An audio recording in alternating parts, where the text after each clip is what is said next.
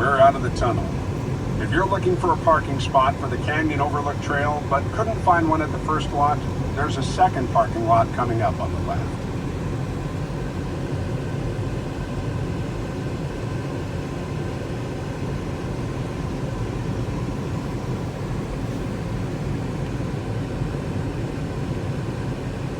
The landscape of East Zion is considerably different than the main canyon. For starters, there's much less water and much less shade. Scrubby juniper and pinyon pine trees poke up from the red and white layered sandstone formations that ripple across the horizon in every direction.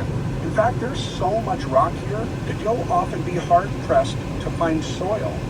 We generally hear this colorful rock surface referred to as slick rock. Slick rock is the hallmark of East Zion, and many other places in Utah as well, such as Moab. Did I mention I have tours in Moab too?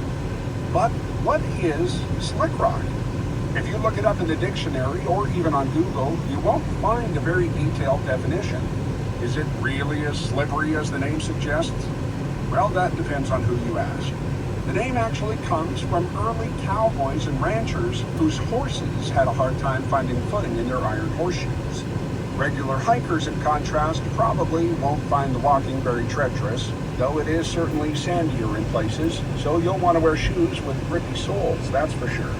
For mountain bikers, meanwhile, slick rock often translates into pure joy. The open, rolling landscape is filled with obstacles to navigate, and a bike's tough, stubby tires actually get great traction on the sandpaper-like surface. The town of Moab in eastern Utah is well known as the promised land of mountain biking. But some of the mesas outside Zion provide similar thrills and terrain. Mountain biking shops in Springdale can supply you with more information about local trails. As we drive Highway 9 through East Zion, keep an eye out for pullouts by the side of the road. There aren't many officially marked trails here, but there are plenty of places to park the car and just start walking around. There are wonderful opportunities to explore and take photographs here.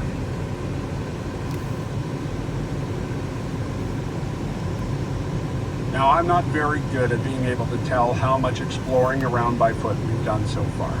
If you've taken the time to walk around on the slick rock, one of the things you may have noticed is a strange, clumpy, black crust on top of the sand and rock. This is known as cryptobiotic, or living soil. Although it doesn't look like much, cryptobiotic soil is a key component in the desert ecosystem, and not only holds together what little organic matter is there, but also helps to retain rainwater and reduce erosion.